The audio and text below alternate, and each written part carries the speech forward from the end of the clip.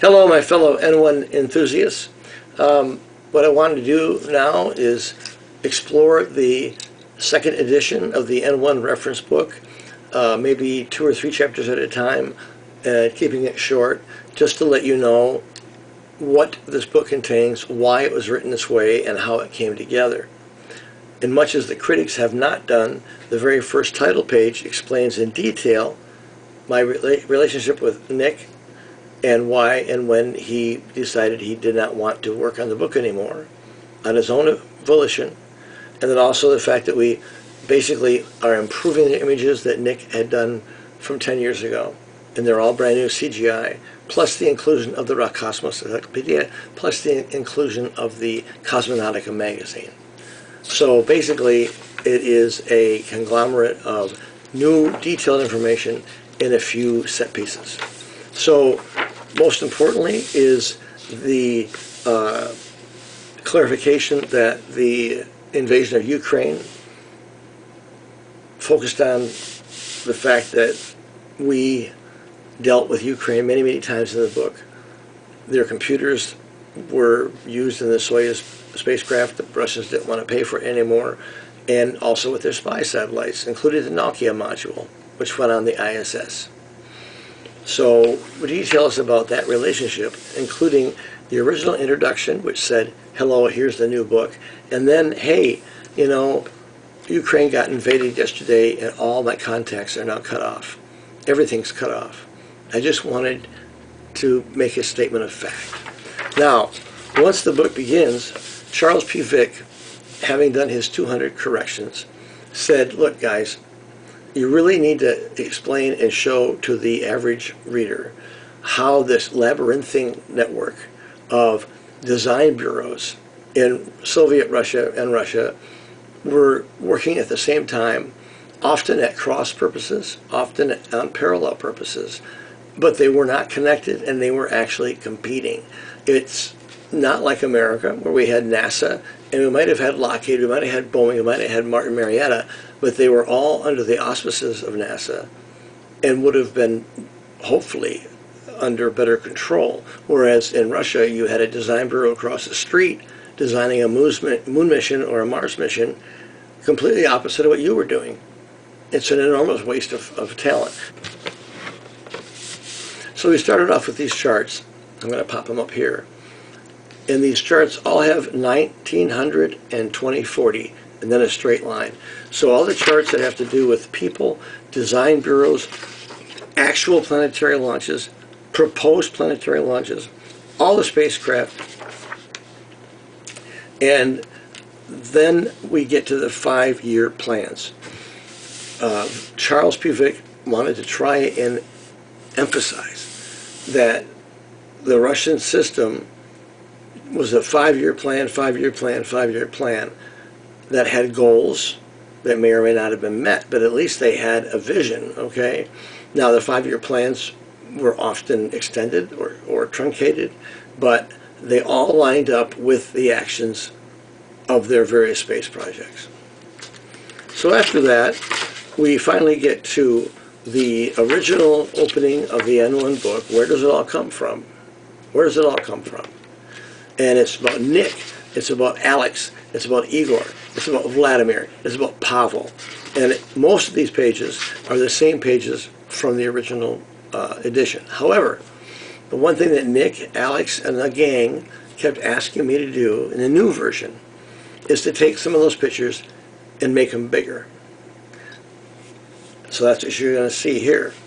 What used to be a little picture in the corner is now half a page. What does that do? It makes the book bigger, Nick. It makes the book bigger. And it has more information and those beautiful pictures of the kids working on the N1. Same thing happened with the debris field. The debris field, all the parts that people wanted to see. More pictures, more pictures. So that's what we did. Now, we get into the N1 design. You see Nick Stevens' CGI work, improved for 10 years. And then most importantly, in this edition, we have Alex Shladinsky having visited the museum in Moscow where the newly discovered N1 metal stress test model had been hidden. So in 2021, Alex got permission to go in there and measure every single millimeter of that rocket so that Nick could confirm his drawings and make them even more accurate. So here's the pictures of Alex measuring the N1 stress test model. Again, wasn't even known until 5 years ago. So then, again, once in a while, I might be selfish, but here's a picture of me and Alex. One of the things I wanted to do was have dinner with Alex and shake his hand, and this was Alex's favorite restaurant in St. Petersburg. Then we go into the history of the space program in Russia, which is from their point of view with Vladimir, with Igor, right? Then we have the proposed projects that they even had knowledge of then, which was the Mars Alita project. Then after that, we have an examination of the early space program, including the little turtles that got flown around the moon. Now, then we go into the CIA/Soviet surveillance projects. Now, we were going to do MOL, M-O-L, and it got canceled because it turned out that our Corona spy satellite was way, way better than we ever thought it was going to be. So we just kept making spy satellites. Well, they, the Russians, the Soviets, made a two-man orbiting satellite system very similar to MOL, and they took photographs and sent those home. They launched 3 of those things with people on them, and then they stopped. But the 4th one was in the shed, and it was in the shed for, what, 50 years. And then when the ISS needed another module, they dusted off that sucker and said, oh, look, we have the Nokia module. And they connected it to the ISS. And what did it do? It burned all its motors the first moment it was connected and flipped the ISS over and over again. Why? Ukrainian computers were not being used. It's in the book. Then we have what Alexei Leonov called our Apollo. Their 3-man capsule that would have been used extensively in the 80s. And it was built, designed, tested, and never flown. And then we have a little homage to the Skylab project and the Apollo-Soyuz project, and a couple of direct links to 1968, 1972, which I thought were personally enlightening. Then more spy satellites, because all of these things were going to be launched on the N1. And then we finally end up with the material that Pavel Shubin has uncovered of the exact documentation of what a flight would have been like with the N1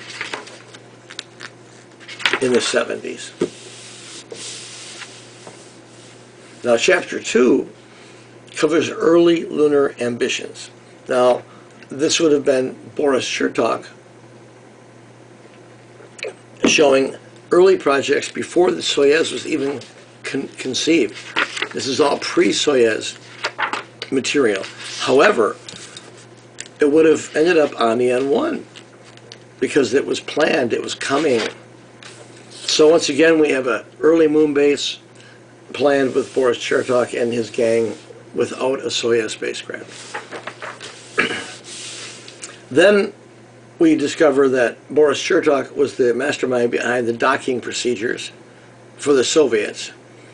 And it's just very interesting because his docking procedures and his docking collar over the years, through the Soviet moon projects, through the Russian moon project, would end up being the universal docking collar that is used on all international spacecraft, the APSA, the Universal Docking Collar. It was Boris Chertok who designed that. So then we get through the Ukrainian computer issue, which actually affected some of their lunar program, and of course the ISS. And then I do a little bit of what could have been with the Soviet Buran and Mattel shuttles. Now, those shuttles are important because one of them was going to be on top of the giant hydrogen fluorine ammonia N1.